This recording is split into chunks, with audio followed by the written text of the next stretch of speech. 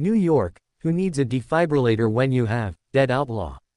David Yazbek's latest curio, which opened April 27 at the Longacre Theatre, is a waggish, walloping, what-in-tarnation musical, the sort of coup that is so sublimely strange and strangely profound, it will revive your faith in Broadway itself. That's a whole lot of words for a show where the lead character spends half the 100-minute runtime with his mouth pursed shut in a casket. But that's also part of its genius. Dead Outlaw is based on the unbelievable true story of Elmer McCurdy, Andrew Durand, a haplessly inept train robber who was born in 1880, died in 1911, and buried in 1977. After he was gunned down by police, McCurdy's body laid unclaimed in an Oklahoma funeral home for months. Embalmed with liberal amounts of arsenic, he was eventually propped up and put on public display, with Looky Loos paying 2 bits to gawk at the so-called bandit who wouldn't give up. But McCurdy's story didn't end there. For decades, his mummified corpse was passed around and sold into traveling carnivals, wax museums and exploitation movies, ultimately landing at an amusement park in Long Beach, California, where McCurdy's body was painted flaming red and strung up in a haunted house. The macabre details of how his remains were discovered and identified are all revealed at the top of the show, which traces his wild, woebegone journey from Jesse James wannabe to neglected carrion. Dead Outlaw is ingeniously directed by David Cromer, whose production is arrestingly lit by Heather Gilbert, with kooky, homespun scenic design from Arnolfo Maldonado. The narrative unspools like a spellbinding campfire tale, as a 6-piece band, led by the gruff yet inviting Jeb Brown, unleash a maelstrom of mandolin and banjo-laden earworms, from McCurdy's snarling barnstormer, killed a man in Maine, to the sultry stick 'em up, Indian train.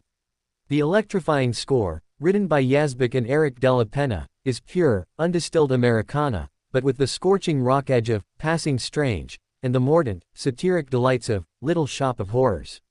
In Up to the Stars, a coroner Tom Sesma croons Dean Martin style atop his autopsy table, musing how even the most sensational deaths all come down to forensic pathology in the end.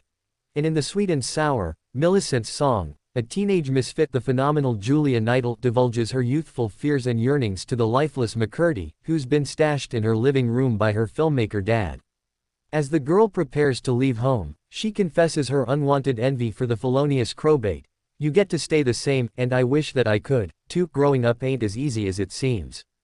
Durand delivers the most indelible performance of the season as McCurdy, motionless, flat-eyed and unblinking as he stands upright in a wooden coffin for much of the show, reduced to a rifle-toting rag doll. It's a mind-blowing physical feat, to be clear, but he also imbues the tetchy character with a potent, devastating undercurrent. As imagined by playwright Itamar Moses in his incisive yet humane book, McCurdy was someone who longed to make some sort of mark on the world, but he had neither the good fortune nor the skills to achieve much of anything. The harsh reality is, most of us aren't destined to be revered or remembered, and it's impossible not to take pity on our perished desperado as he's continually chewed up and discarded as a trifling sideshow oddity. When the clock finally runs out, all we really hope for and deserve is some peace. That futility, and tragedy, is poignantly rendered in Durand's stiff, cold hands. In the staggering, Dead Outlaw, death is both commodified and desensitized, a cruel fact of life that we are pummeled with repeatedly. Throughout the musical, your friends are dead, your dog is dead, and so are you, Brown growls in the cheeky, name-dropping finale. But in facing our bleak mortal coil with a laugh and a song, McCurdy's hair-raising, pulse-racing resuscitation helps us